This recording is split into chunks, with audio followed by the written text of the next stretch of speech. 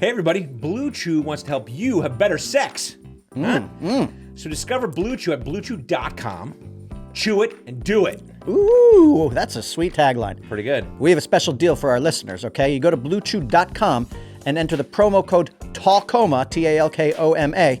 You're going to get the first month free. All you do is pay for $5 for shipping, okay? Go to bluechew.com, enter the promo code Talkoma, T-A-L-K-O-M-A.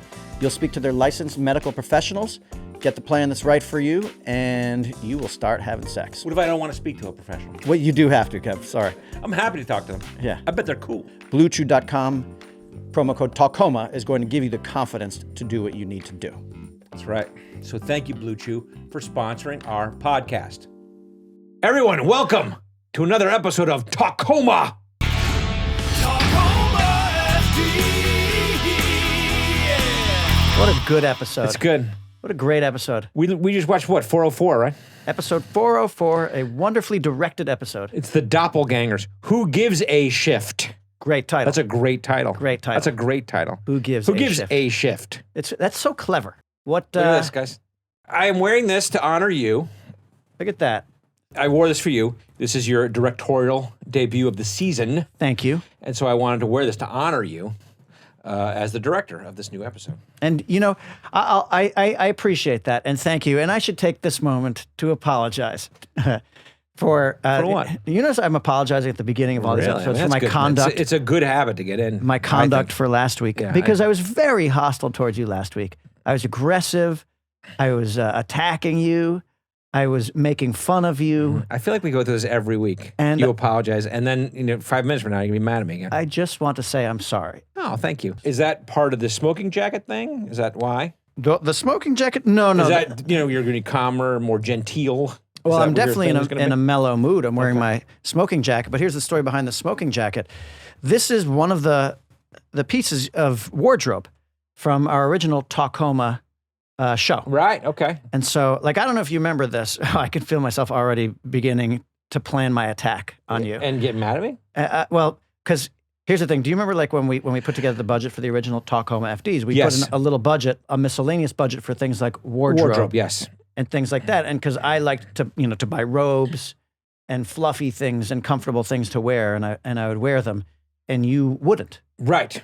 And anything we didn't spend, we just gave back to the network. Right. And I was like, you should spend it Right. and buy yourself Right. things. Right. And I probably should have done that. But you I didn't- went online and bought this T-shirt back then. right. I guess on my own dime. I've not got reimbursed for it. Is that from the Broken Lizard website? I don't know what this was. Was it the Chive? Maybe it was the Chive at the time. Okay, well, either way, it's a great looking shirt. And Thanks, man. This smoking jacket is a leftover, a remnant And from... did you wear it in a prior Talkoma? I didn't wear this on Okay. Talkoma FD. Because we can flash back to it. Yeah, or maybe we did. Maybe we did. Oh, look at you. That's a very sexy look. I think that people don't appreciate how handsome you are. Oh, wow. Thank you. You have beautiful skin Thank you. and beautifully colored eyes. Thank you. And What are you doing here? what are you What are you driving up at, to? Lemmy? What are you up to? I don't know. In that smoking jacket, you're devious, No. dirty, rotten scoundrels thing going on. Do you think is there anything like Burt Reynoldsy about me? Are you fishing now? I- Do you think there's anything Burt Reynoldsy about me right now? Do you think I should wear more smoking jackets Yes. and grow mustaches more often? Yes, I do. Would you like to come inside for a nightcap? Again, do it again. Would you like to come inside for a nightcap, darling? Okay, we move on. Let's talk about this episode. Yeah. Who gives a shift? Who gives a shift? It's the Doppelgangers episode, which we always wanted to do. And I think it helped us that we waited this long because we got some great Doppelgangers. Mm-hmm. And the idea came from Cousin Bill. Mm-hmm. As we were kind of getting ideas from him, the idea was, he told us that sometimes when there's a reason, extra work, some pending issue, sometimes they have to have two shifts working at the same time.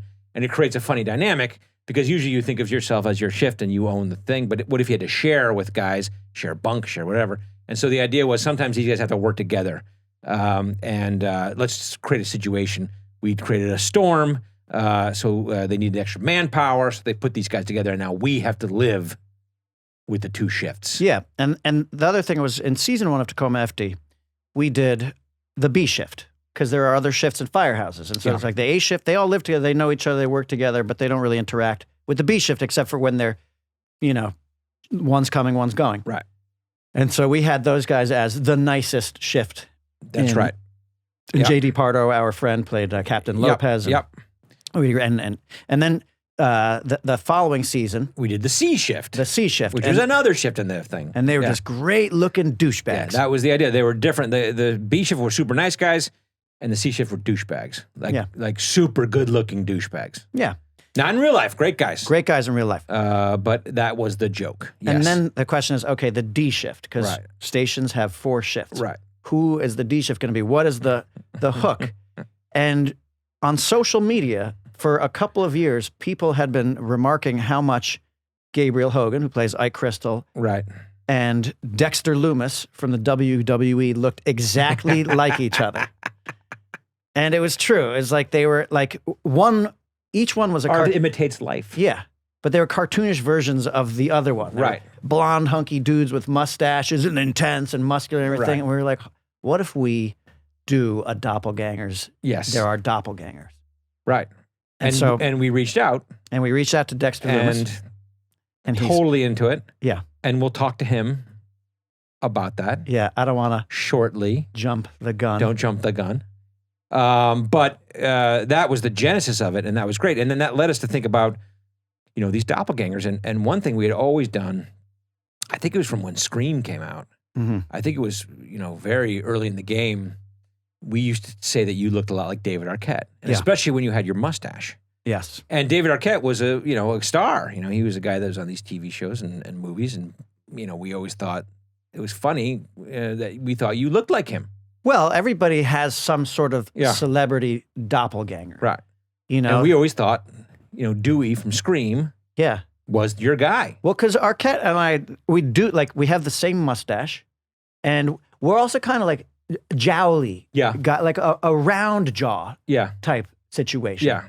And we're also like, we saw him at Sundance, we're also like the exact same height. Yeah, right. And so, he was always somebody. And so the idea was, hey, now we're established enough, and the show's established enough that we could actually reach out to David Arquette and ask him if he'd like to be in the show. Yeah. And we did, and he said yes. He said yes. And we were stunned. We couldn't believe it. Because actually, we were so excited. We were like, there's no way he's going to say yes. Yeah.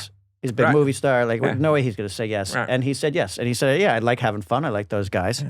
And he came. We even talked about my similarity in appearance to David Arquette in season 2. We did. We had a little thing in the elevator where I say, I guess we can show the clip. If I may, I think that your mustache has grown quite thick over the past year. Congratulations. You know what? I don't think you look like David Arquette anymore.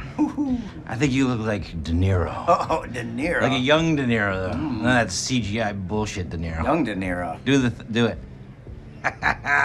Yeah. You know what's great? Yeah. We, because you're kicking it over to Joe. Yeah, Joe. Yeah. We have a new nickname for him. Yeah. Joey Clips. Joey Clips. But we didn't even make it up. I think Brian came up with it. And we call him Joey Clips now, and Joe's going to have the clips, and Joey Clips is going to play it. Yeah, Joey Clips. It's a great fucking nickname. It's so great. Joe, that's a great nickname. Joey Clips. Great nickname. Do you know what's funny is that like some podcasts actually have a camera. They have the camera. They just don't want to set it up on themselves. Yeah. But that way we can interact with them. But that's okay. The mystery of it is kind of nice, Some people don't even know what they look like. What do you think? Close your eyes and pretend you don't know what Joey Clips looks like. Yeah. What do you think somebody thinks? He looks exactly like he looks.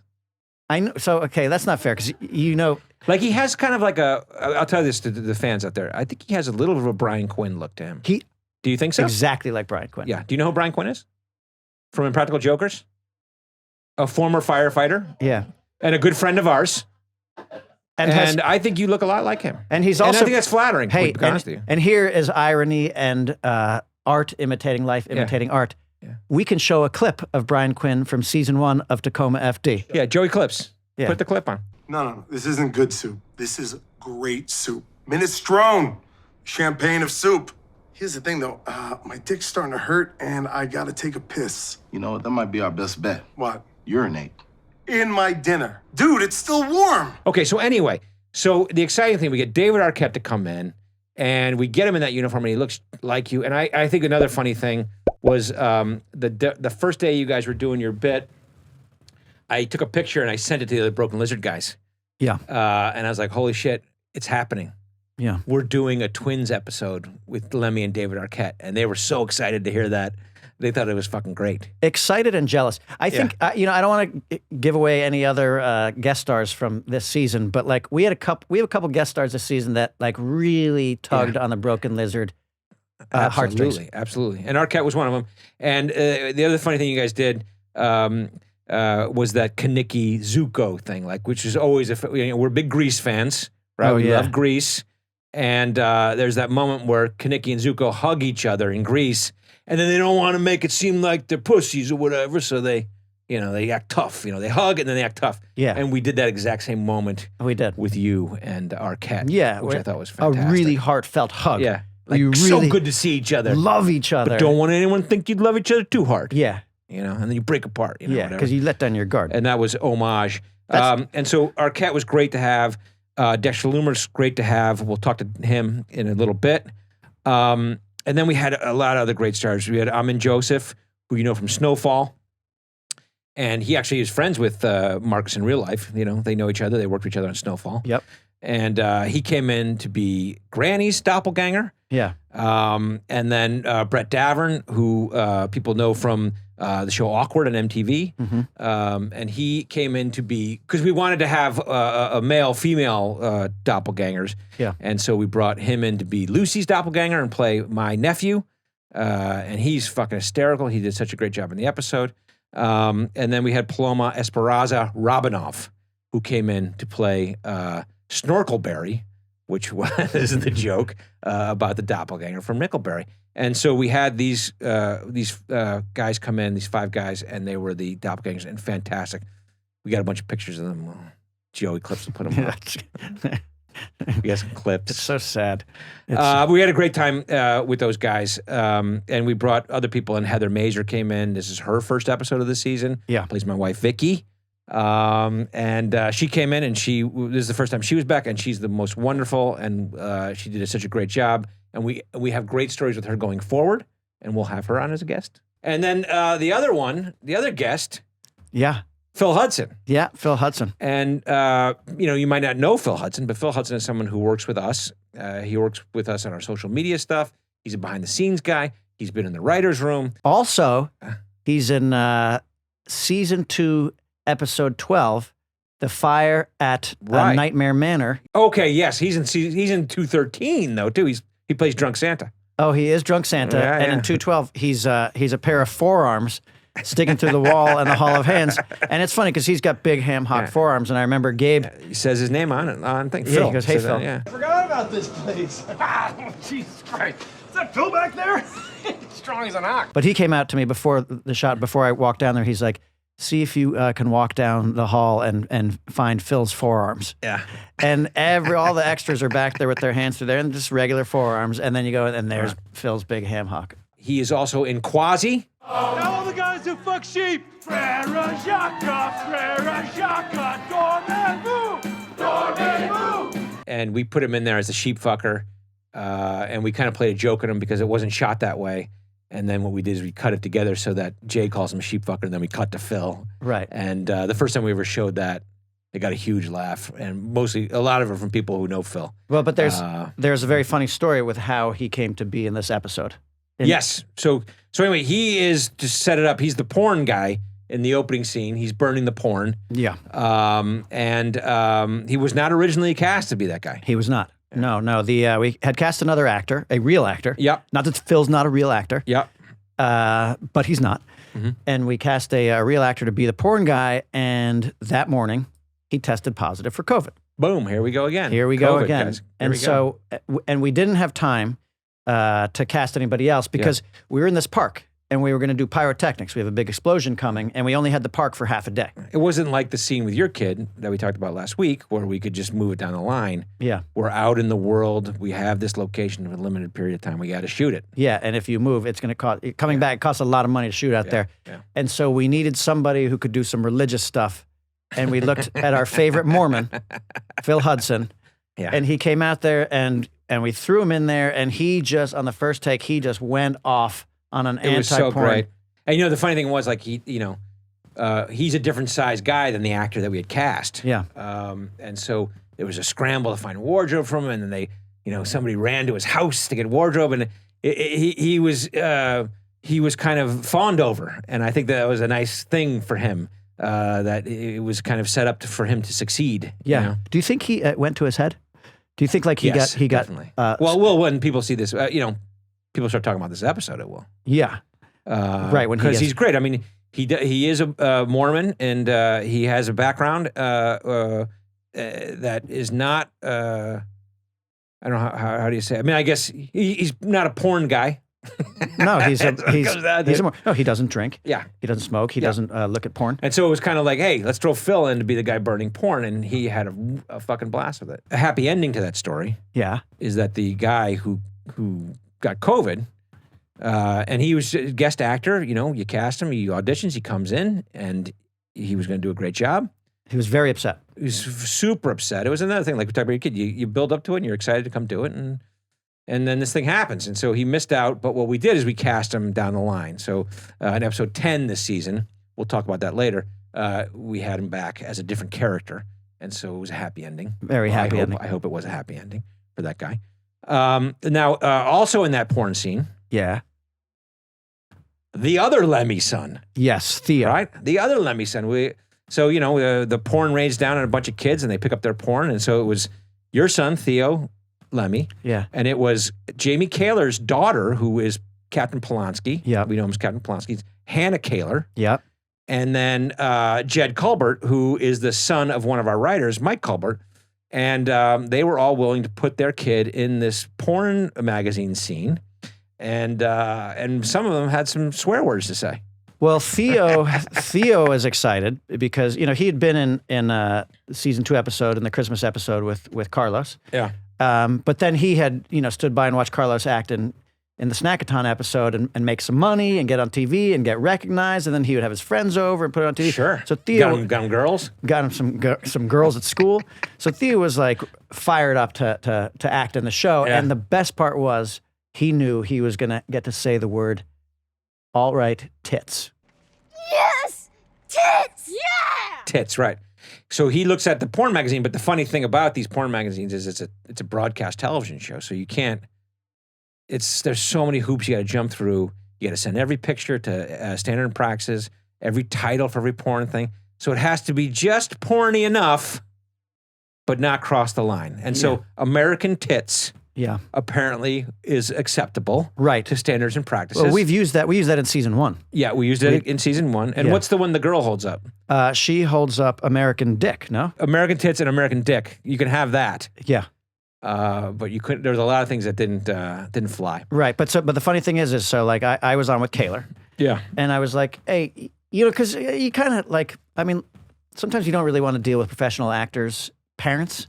Like Sure. kids, the professional kids' parents. Sure. And it's better to have your own kid on there because then you can just tell them what to do and not worry about anything. Kaler was a fucking basket case. I know he was. He was a basket case. Well, it was funny. He was so nervous for his daughter. It was fucking hysterical. And actually, he turned into a stage mom as well. Like, he was like kind of getting upset. He's like, no, Hannah, you have to say it like Come this. On, you gotta do this. You gotta do this. And I'm standing next to him. He's like biting his nail, and he's like, it's like watching your kid, the little league at bat. You know what I mean? Yeah. And he's just like, But it was funny because hysterical. So I FaceTimed him. I was like, hey, Kaler, did your daughter want to maybe like do some act in an episode of Tacoma FD? And he's like, I guess so. What would she have to do? And I told him the scene. She's got to like Theo's going to do it, and he picks up a magazine and said, all right, tits, and then she would pick up a magazine and say, all right, dick. And he was like, and I was because she's like 10. Yeah. And he's like, yeah, let me see. And he brings her over, and he's like, hey, Hannah, say all right, dick at the top of your lungs, like you're psyched. And he's got the camera on her, and she goes, all right, dick. And I'm like, she's perfect. She's got the part. Okay. She got the part. Okay. But now here's the thing is that then she didn't know what it meant. She didn't know what it meant. Yeah. And she wanted to know what it meant. Oh, boy. And so he said, it's basically like if you've got like a guy named Richard Nixon, Yeah. you shorten his name and it's Dick. And so you're going to lift up a magazine and you're saying like, instead of saying That's like, the guy all right, on the cover. Yeah, all right, Richard, you're saying all right, Dick. And so that's Okay. what she thought. Okay. So now That's wholesome. we get to the set. Yeah. And we're doing the scene, and the child, the child services woman is there when you got the minors. Oh yeah, they're there watching. Yeah, and we have one that's always with us. Like, Yes. it's always the same one. Yeah. And she comes up, and she knows, like, first of all, it's our kids, and she knows we're good, wholesome things. But she comes up to like, she didn't know what was going to happen. And so here's like this thing going on. Porn is raining down on the kids, and Theo's going, all right, tits, and Hannah's going, all right, dick. Yeah. And, we're shooting the scene, everything's great, and we're done with it. And she comes up to me, she's like, so there's just I just have one little issue to discuss with you. And I said, okay, what's that? And she's like, her job is to protect those kids and from someone like you. Right. And so, and so she goes, Hannah. And I was like, and she says it in front of me and Kayla. She got me and Kayla there. Right. And she's like, the word dick. Yeah. And Kayla's like, well, that's okay. She doesn't know what it means. She thinks it's just short for Richard. Yeah. Dick. She's like, well, that's right. That's fine. Except that Theo just told her what it means. And I was like, that's my boy. That's my boy. Of course. Yeah. So anyway, now Hannah knows, and it's my son's fault. Okay. And now we're going to get sued. And yeah, that's it. By Kaler. Anyway. God, but typical Lemmy. But Kaler was a basket case. He was. It was so funny. Like, in fact, one time I actually be like, Kaler, will you walk away? Yeah, because he's like standing behind the camera, like biting. He's like, "Come on, Hannah, come on." And then she's saying, and with kids, it's the bottom of the ninth. Well, with kids, you're going to have to do it a few times. Yeah, like it's like they're just children. They don't know. Yeah, we like, know all the intonations. You only need to get one. You just need one. That's right. And with kids, you're like, we're actually going to do it like 40 times. Yeah. And just say it over and over again. We're just going to do it like 40 times, and or 30 or 20, whatever it is. And so it's like, but Kayla's in there after every take, like, no, Hannah, where you at? And I'm like, Kayla, I want you. Yeah. You're making her nervous. Yeah. You're making your child nervous. Please leave the set. Yeah. And get security to come over. Killer, please leave the set. Yeah. Speaking of that security coming over. Oh my God. Well, this is great. Yeah. We have footage of this. Joey Clips will put up for us. But we got shut down. All right, that's it, guys. That's it. It's a hard out at 3. It's a hard out at 3. I'm sorry. That's it. So we have 2 minutes? 2 minutes? Nope. We just have we have 2 more lines. That's it. It's like something that happens to like student projects or something. Like we had a permit and we were shooting this park, and in the middle of the shooting, the park people came on and they stepped in front of our camera and they shut us down. Yeah. Well, the funny thing is, it was like we knew time was running out. Yeah. And we could see them there. They were like, first they were like 50 yards away, like talking, and then they were getting closer and closer. But the thing was, they were speaking really loudly. Yeah, so it made it hard to shoot. So we couldn't actually shoot. We were saying, if you guys keep it down, like we just have we're literally on the last shot here. If you just keep it down, and they're like, we don't have to keep it down. And we're like, we have a couple minutes left. They're like, we don't have to keep it down. Yeah. We're talking over here. And we're like, I know, but you're stopping us from shooting. Like, we're getting this woman got very indignant. She got indignant with us, and it was like, and now we're not even cutting. Now we're just going like, and that was, I remember you were off camera and you were like, don't cut, just everybody say your lines. Yeah, I said to the camera, keep going. And we're getting everybody. It was the longest take in fucking history. Yeah. Like, as soon as we cut, she was going to shut us down. Right. So we just kept resetting and shooting. But we didn't cut. And she shut us down. And she walks in front of the fucking camera. And then the astonishing thing. Yes. The astonishing thing. Yeah. Was that then we're all eating lunch. Yeah. And those motherfuckers have the nerve to get on the lunch line. They were in the lunch line. And with their plates. They shut us down. They were not nice about it. No. And then they had the balls to get in our lunch line. And grab some lunch. Yeah. And the reason why we couldn't say anything is because they were just shutting us down at that location. We were shooting deeper in the park. We were after lunch. We were shooting elsewhere in the park. Yeah. And so we were actually going to have to work with them in the second half of the. That's the story day. of life, Lemmy. It really is. You have to work together. It really is. Adversity. But it was sometimes with people you don't like. I liked those people just fine. Oh shit. I'm surprised. That's one of those the Office looks, like when Jim, when Jim looks like at hard look the camera. Yeah, but I look at this camera all the time. Have you not been looking at your camera? I try to talk to you. I try to engage you. You know what? Fuck you, Heffernan. Fuck you, Heffernan. All right. The other funny thing in this episode, I'm only doing the podcast to these guys back here. Come back this way. Come back this way, Bo. There's the thing right there. Oh, there's my close-up. Okay, you guys, you can't compete with my close-up That's your camera. close-up Sorry, camera. guys. All you gotta do is you gotta tell Lemmy where his close-up is, and then that'll be his favorite thing. You know what I mean? Usually hang like a little donut off of it or something. He'll be happy. You don't need to hang a donut off anything. It's a close-up. Close up. Hey, Lemmy. What? Blue Chew wants to help you have better sex. You Me? have better sex. That's right. Discover your options. Yeah, there you go. At bluechew.com. Chew it and do it. Oh, you're doing a great job. Bitch man. You're doing a great job. Pretty good, right? Yeah. By the way, speaking of great, Yeah. we have a great deal for our listeners. Ooh, okay. Okay? You go to bluechew.com and enter the promo code Talkoma, Talkoma, for your first month free. All you do is pay $5 for shipping. What's that promo code? You go to bluechew.com and enter the promo code Talkoma, Talkoma. You'll get your first month free. And believe me, the best part about this is everything is done online. You speak with the medical professionals. You don't even have to see them face to face.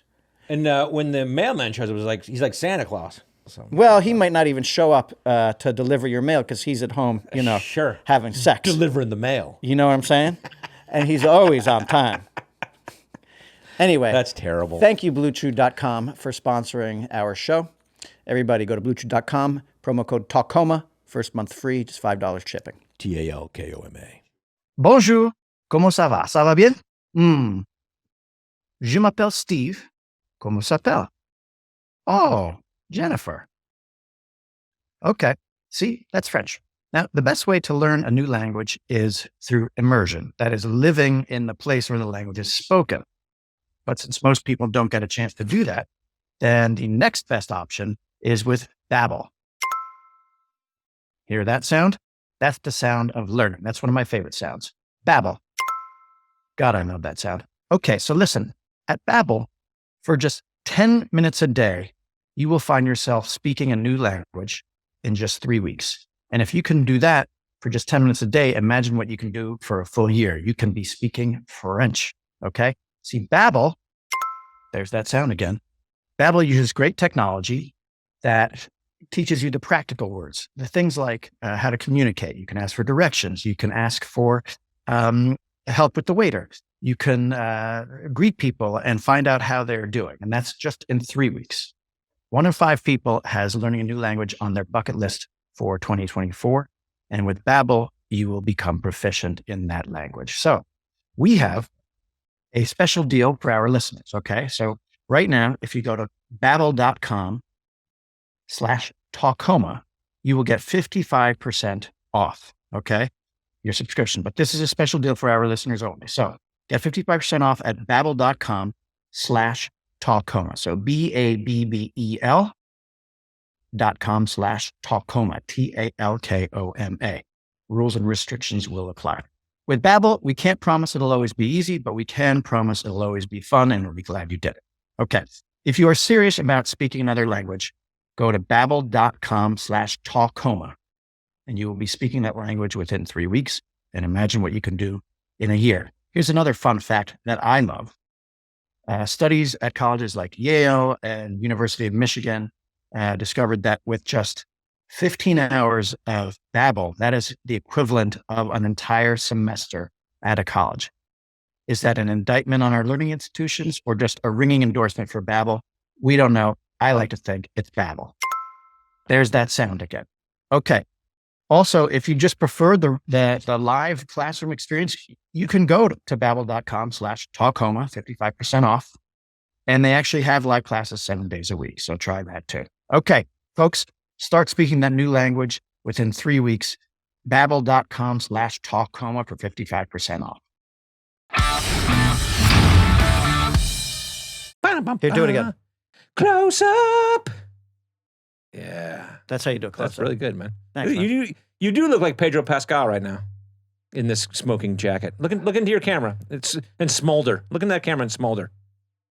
You look like Pedro Pascal. You really do. So does this guy. This guy looks like Pedro Pascal. Well, that guy looks like Pablo Escobar. Yeah. From, a series they were in Narcos. together, from Narcos. Narcos. Holy shit. Me and this guy could recreate Narcos. Oh, that's true. Right? You, Pedro Pascal, and this guy. Yeah, we should do a version of Narcos for TikTok with us. That would be great. That'd be hysterical. Another true story from this episode. Yeah. Oh, that's nice. You know what? And remember, I'm going to be nice to you. Is this Cologuard thing. Shit in a box. True story. True story. You know, we're getting at an age, right, where you got to go for a colonoscopy. That's the big thing. Yeah. Right. And, my doctor said, well, you can do this box thing. You can do this, you can shit in a box. I find that to be and irresponsible. then you send it in and they test it or whatever. You can do that. That's And I irresponsible. was like, let's fucking do that then. And, well, I don't know. So you're not a doctor. You don't know. I think what it is that, it's probably not as conclusive as the real colonoscopy, and that ultimately you should have one anyway. But you can still do this on a regular basis and keep the situation monitored. Yeah, but it's like I went to get a colonoscopy, and it's like, and whatever they find in there, they can just address. And you wake up, they tell you, this is what we found, and this is what we did about it. Right. And also, but I didn't have to do that thing where you go and you eat stuff and you cleanse and they stuff up your asshole. Like, I went into my fucking bathroom and I shat into a Tupperware. Yeah. And then I put it in the mail. Yeah, but all that is undignified too. Like you're, look. How is that undignified? I shit in my bathroom all the time. I know. All right, I get it. Here's how it's undignified. Here's how it's undignified. And this is what we know, right? So now this Cologuard thing, you see the ads on commercial all the time, or the commercials on TV all the time, right? Yeah. You see it during NFL games or whatever it is, and it's the certain kind of box with a smiling cartoon character, and everyone knows that's the shit box, right? That's the box that has shit in it. And so I shit in that box, and then I had it, and I had to go run errands, and one of the errands was to hit the post office. Yeah. And you have to bring that box to the post office, right? Yeah. And so my kids also had seen that box sitting on my desk for weeks because I hadn't gotten around to shitting in it. Yeah. And they're like, what's that box for? And then they know. And so by the time I did it and I sealed that box up and I'm carrying it around doing errands with my kids, they know what's in that fucking box. There's a shit in that box. Yeah, and when you take a turn too hard in the car, like that thing slides across and slams against the thing hard. Oh! Holy crap, that's surprisingly heavy. Taco Tuesday. Yeah. You? Hard. Yeah. But that's not... And then they know that when you go to the post office, you walk into the post office, they know it because there's a fucking cartoon character on it. They know what that box is. Hell no. I'm not walking into the post office carrying that. By the way, that box doesn't go in the regular mail. Yeah. They've got a toxic box area. You have to put that thing, they're like, no, you don't know. We don't take that here. You have to go put that in. And it's like a box with like the triangle of like hazardous material. They're like, that's where that box goes. Sure. Because it's shit. It's shit. And we had all kinds of funny jokes about it. My favorite joke is about the not enough postage, insufficient postage. I told you to mail that days ago. I did, sir. It says return to sender. Insufficient postage. It must have been too heavy. Mom always said I could fill up the diaper. Yeah.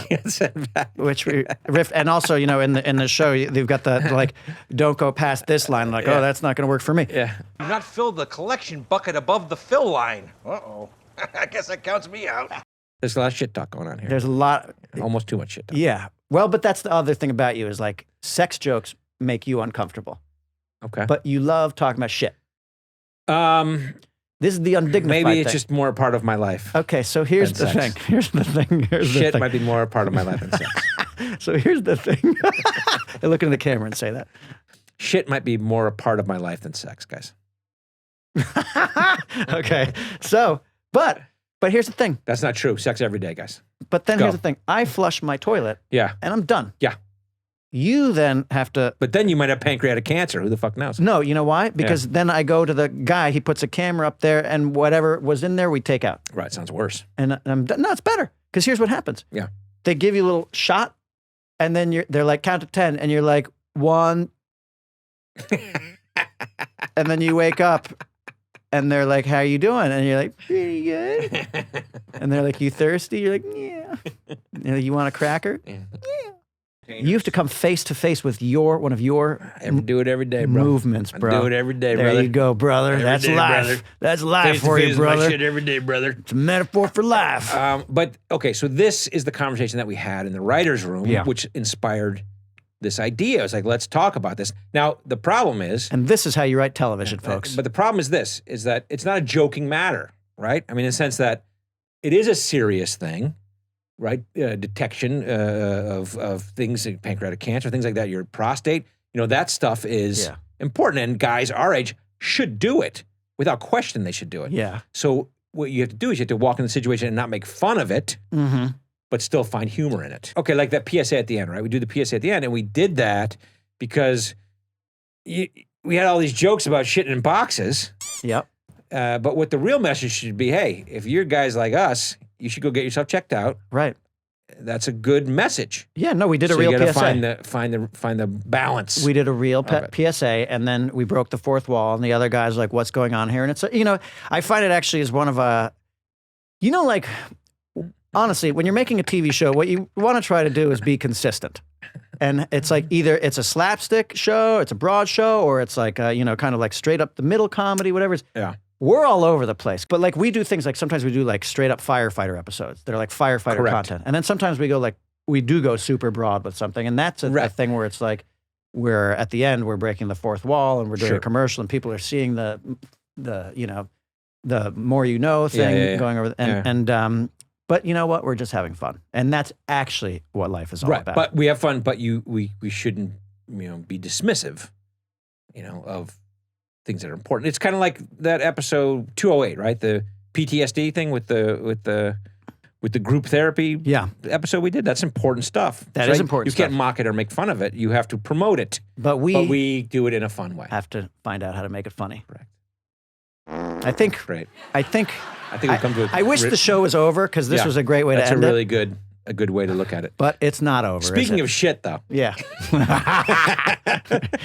Let's move on. We're so Let's stupid. move on to the funny shit story, though. Do you think? Can you unsubscribe? Yeah, you can. Can do you that. unsubscribe you from this can click channel? off of that thing. Yeah. Do you think we're losing viewers? Well, right now? it's like you hit your shit quotient, and then people want to get out. Well, but You know what I mean? we're always like, why are the male viewership so much higher than the female viewership? Well, women shit too.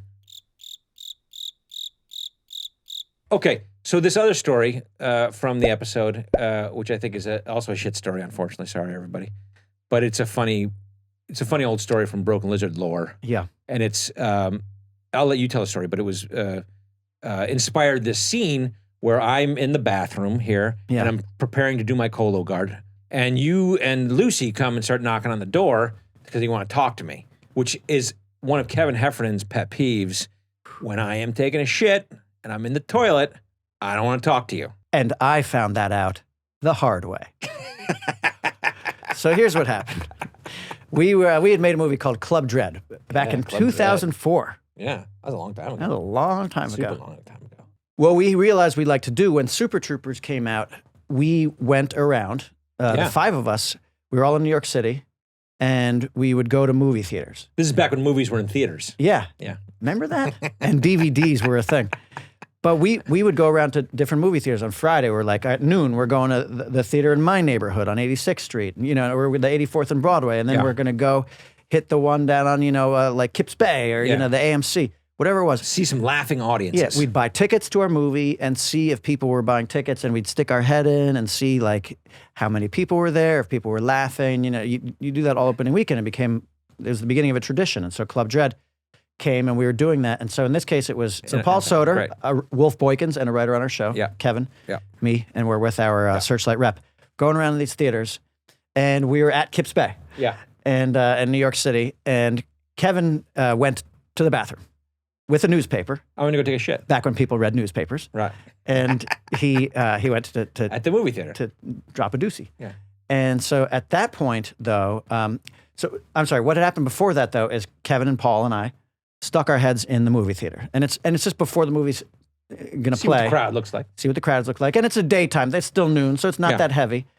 Also a great time to take a shit in a movie theater because there's not much traffic. Exactly. And that's what Kevin decided to do. So he goes there. And so Paul and I are sitting outside the theater because we're not going to sit through the movie. Yeah, and you're not going to hang out with me in the bathroom. Certainly not. And we're with our rep. We're just having a conversation. All of a sudden, a guy comes out of the theater. And he's like, oh, my God, it is you guys. I'm a huge Super Troopers fan. He's there opening bell, so clearly he is. And he's like, I saw you guys poke your head in the theater, and I was like, no way. Oh, those the Broken Lizard guys. And it's you. And we're like, what's up, dude? That's awesome. He's like, I love Super Troopers. We're having that moment and everything. He's like, where's Farva, though? I saw Farva here. We're like, well, it's kind of funny that you say that because he's taking a shit. And he's like, oh, that's funny. We're like, what'd be hysterical is if you meet Farva. Let's go meet him. Let's go to the bathroom, and I'll introduce you to him through the stall. And so we're like, and Soder's like, yeah. And the guy's like, oh, awesome. And so we go in there and we find the one stall that's occupied. Sure. You take the fan into the bathroom to meet me. Yeah. While I'm shitting. And we can hear the newspaper crinkling. Kevin's reading the political section. And I'm like, hey, Kev, we got this guy. His name Schmaltzy. is Joey Faria. He's out here. He wants to meet you. and there's total silence. Yeah. Total silence. Yeah. And I'm like, I knock on the door again. I'm like, Kev, we got a fan out here. He's a huge fan of Super Troopers. He's here seeing Club Dread. He wants to say hi. And the guy's like, hey, Mr. Heffernan, how you doing? Or hey, Farva. And still silence. And we're like, Kev, what? There's a guy who... We know you're in there. We can see your feet. we know what's going on. Yeah. Silence. And we're like, okay. He's mad. Yeah. Terry, we know you're in there. Would you two leave me the hell alone and give me some privacy? Fine. And I'm not going to fucking talk to people through the toilet. yeah. So I said nothing. He said nothing. And so we bring the guy back outside and we're like, it's kind of an appropriate meeting. That's just the way Kevin is. He's a little crotchety sometimes. I don't like to meet fans while I'm taking a shit. Yeah, we're like, he's fussy like that. He's finicky. And so the guy, he goes, we're like, sorry about that. And he goes inside to watch the movie. Whatever. Right. And so then Paul and I are just grab-assing out there, making jokes, laughing about that whole exchange. And all of a sudden, the bathroom door flies open. And out storms Heffernan with his newspaper folded up, marching right towards me. And he's like, don't you ever fucking do that again. That is my private space. That is my private time. You do not. And he's going off on me. And I mean, like, you ripped me a new asshole. I did. For a while. Yeah. I was mad. And of course I was like, okay, Heffer. Like I was a dick. I know. Right back to it. And then we were in, like Soder's seen this a million times. He doesn't care. Yeah. But the Searchlight rep, Yeah, he was a little James Finn, put off. He was scared. Yeah. But then we all had to get in a car and go to the next theater. Right. And we got over it. But we got over it pretty quickly. Yeah, very quickly. But we were in the car. Do you think I overreacted? Yeah. You do? Yeah. Really? Yeah. You think that's appropriate? Yeah. Otherwise, I wouldn't have done it. I thought it was funny. Like if I was in there, I know, but you did it because you thought it was funny. But in retrospect, you might be like, yeah, that's probably dumb. Well, no, but like it's like like look, I don't want to get too graphic about this stuff, but it's like in college and things like that. You're in stalls next to people. Yeah, but that's different. It's like if I was shitting next to you, or if you walked into that stall and said, "Hey, Heffernan, we're gonna go across the street and grab some lunch. We're gonna be at this place. We'll see you over there." Okay, you got it. Whatever. If that was the case, you brought a guy. Yeah.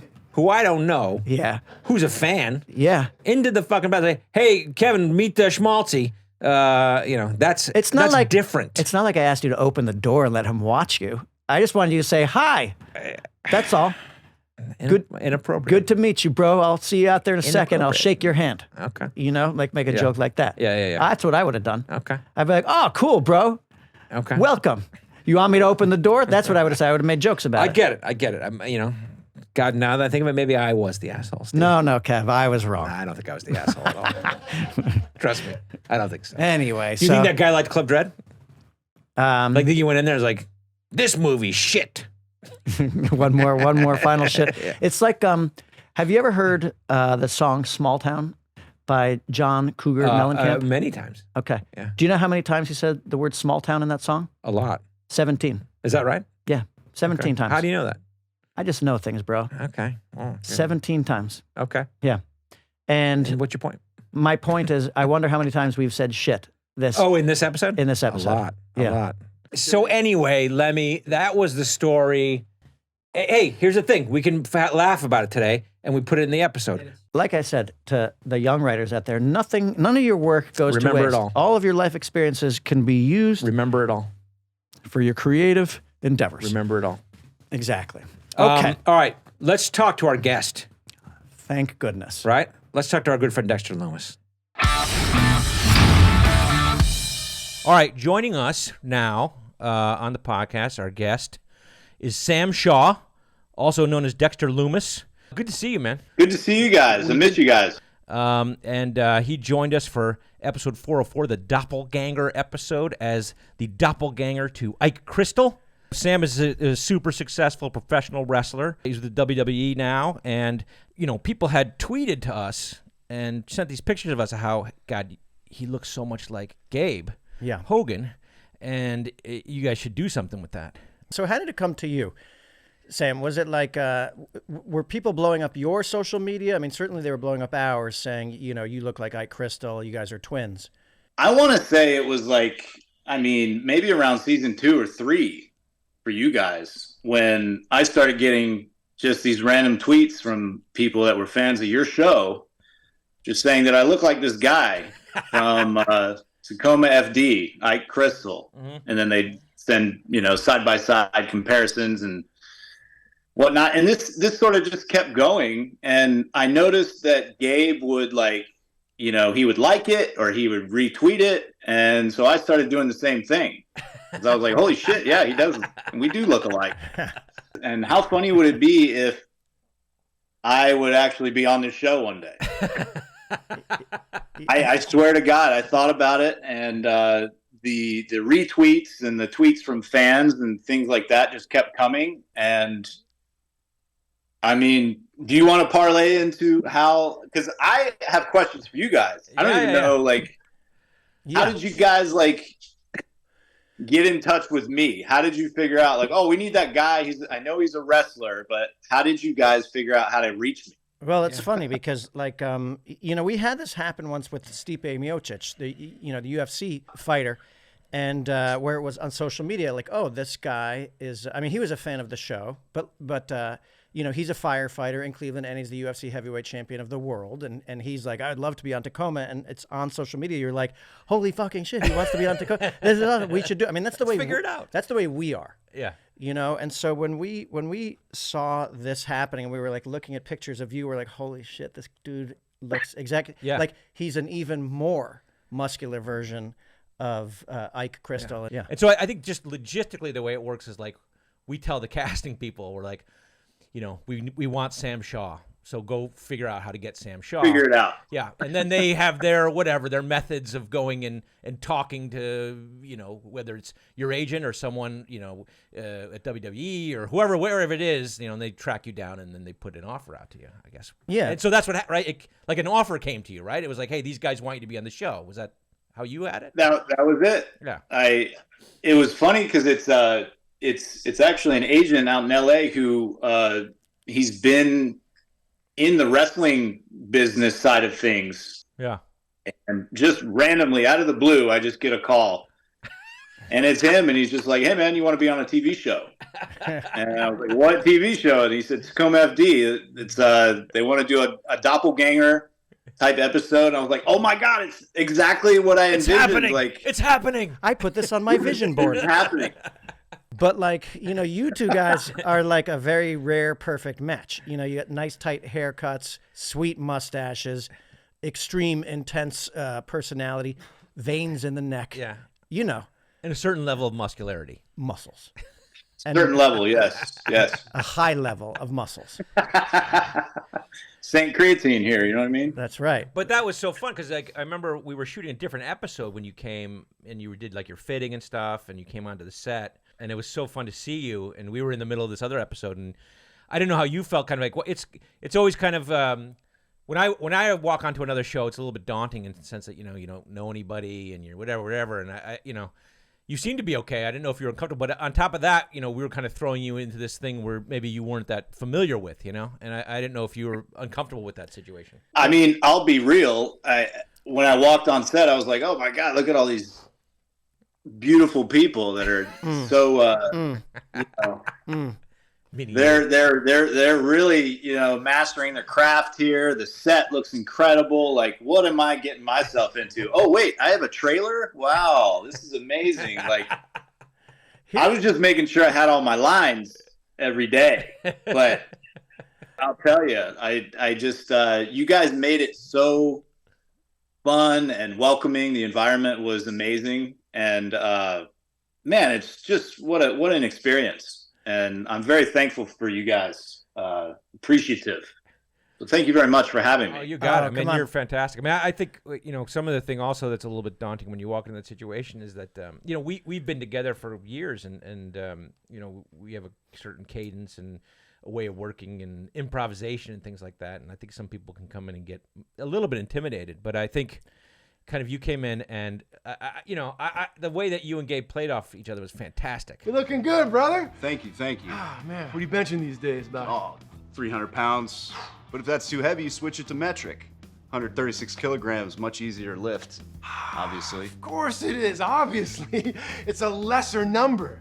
Oh, man, why didn't I think of that? I have a theory. So I think there's something, like when you're muscular, I think things change. Is that right? Yeah, and because here's the thing.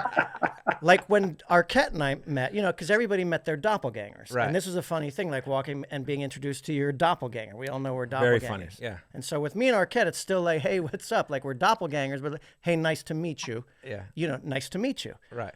But with the muscle guys, like they have a different swagger. They come in, they don't shake hands. They do clasp hands, and it's like they see each other and they're like, that's right. We're the two muscle guys. And they come and they hug. It's like they've known each other for years because they're connected by very alpha. A DNA type thing. Very alpha. Yeah. It's like we were speaking to each other just mentally. Sure. We knew, like, hey, you know that thing in Predator where Arnold Schwarzenegger and Carl Weathers, hey, you son of a bitch. Yeah. And they clap hands, and then they got the oiled up biceps. Well, that was the funny thing. That's just like a dream come true that we could actually get that in on a TV show of this magnitude and just show the world that. That was hilarious. Loved it. And you guys were so open to it. You guys were like, fuck yeah, let's do it. I mean, the Predator thing is always a great thing to do. Yeah. And between these two guys, I mean, the close up on those arms. Well, and then the prop guy, I was the director of the episode. I was like, go get the oil. And he's like, I was just about to say, that was like the best part. You're like, cut. Hey, go get the oil. You come back in with the oil, and we do the whole scene again with the oil on. And the funny thing is like, as the prop guy, you're like, go get the oil, and he's like, and you're like, no, I'm serious, go get the oil, and he's like, I'm wait. serious, go get the oil. And then he's looking around, and Kevin's like, no, he's serious, get the oil, and we're like, yeah, get the oil. We're doing the Predator thing. And all of a sudden there's like, walkie-talkies are going, we need oil. Yeah. We need muscle oil. And then it's like they came in, I think the first take, we did a class and the oil was on. We were like, all right, cut. We need more oil. More oil. Let's make these things shiny as buck. We need more oil. Yeah. Yeah. And we oiled up those arms. And to me, it's one of my favorite shots in the episode because like everything's, dry. Yeah. And then you guys greet each other and you clasp hands and it's oiled. Two oily arms, and then we come back out and the arms are dry again. And that's okay. And that's good. Yeah, it's the way all those movies went. It's the way, when James Bond jumped in the water, he came out and his hair, not a hair was moved out of place. His suit was dry, amazing. Gabe is an improv master. He does a lot of improv, but we had never heard. That was just you guys talking. You weren't even improvising. We got chicken in the freezer. You still got some in there? Yeah. All right, I might thaw it out in a minute. I think that's kind of like what we do in the WWE. They give you a very loose script with some bullet points, and it's just kind of like, all right, I mean, it's funny because my character essentially doesn't talk. Right, which is funny.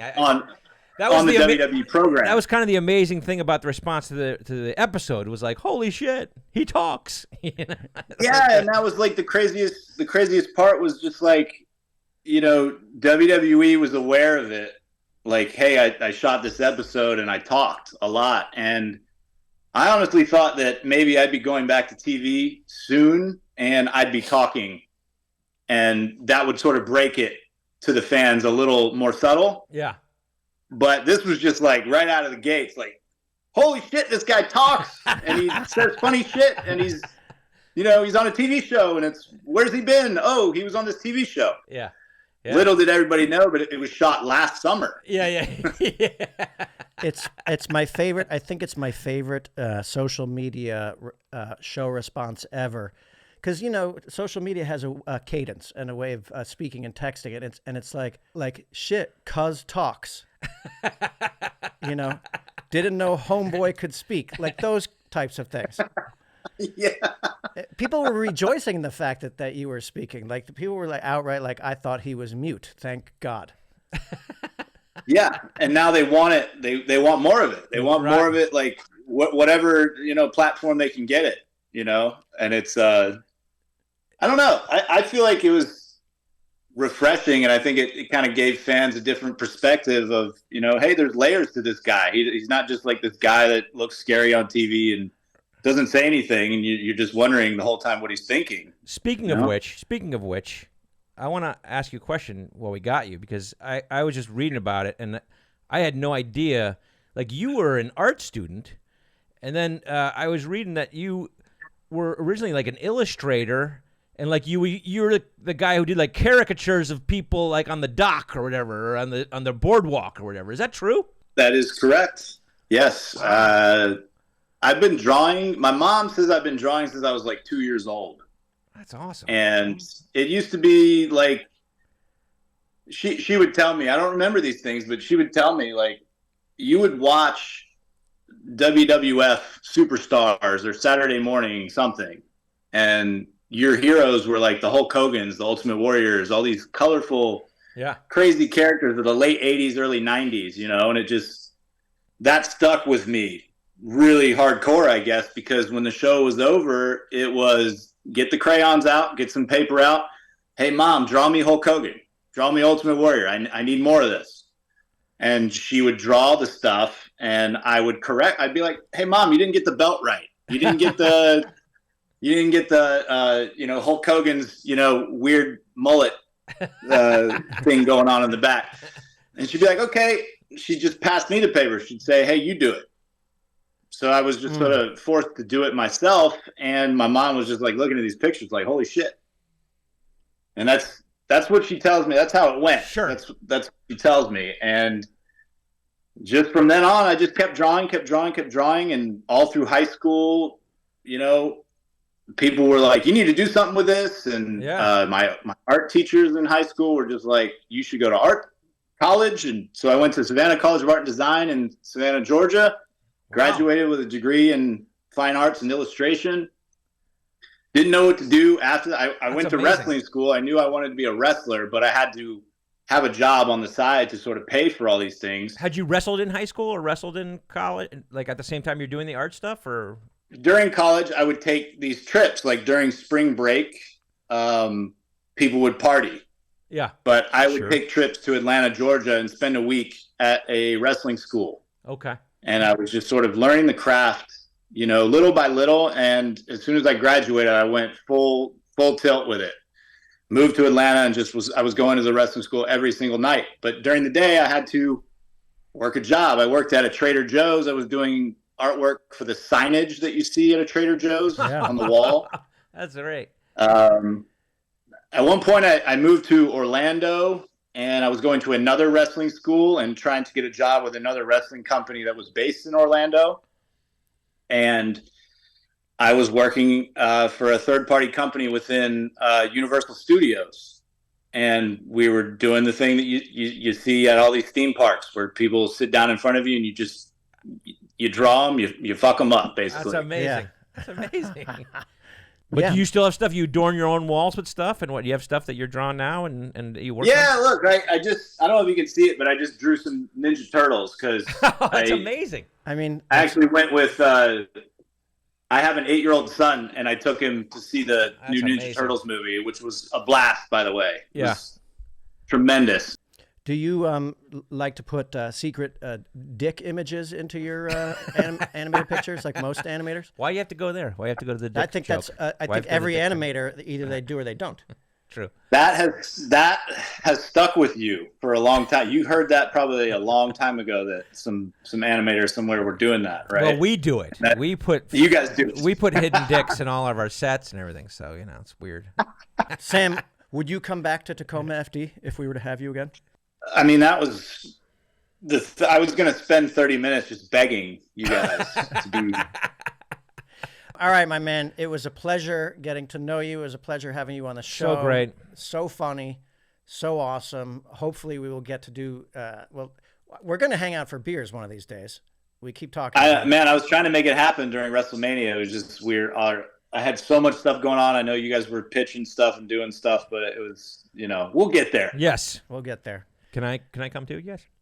Yeah, totally. Oh, good. Thanks. Please. Good. Totally. Please. Good. Okay. Good. All right, Sam. Thank you, Sam. Thanks really for joining appreciate us. it, man. Thanks for doing the episode.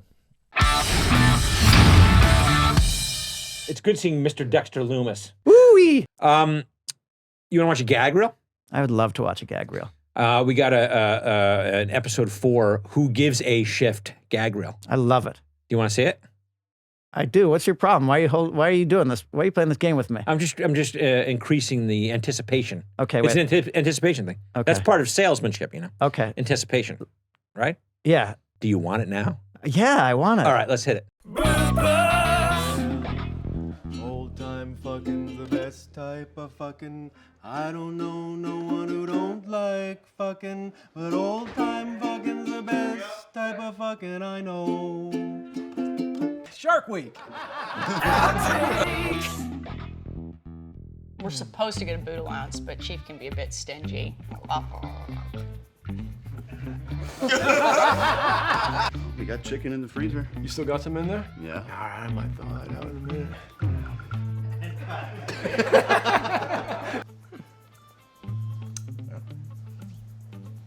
Okay. Yeah. Sorry.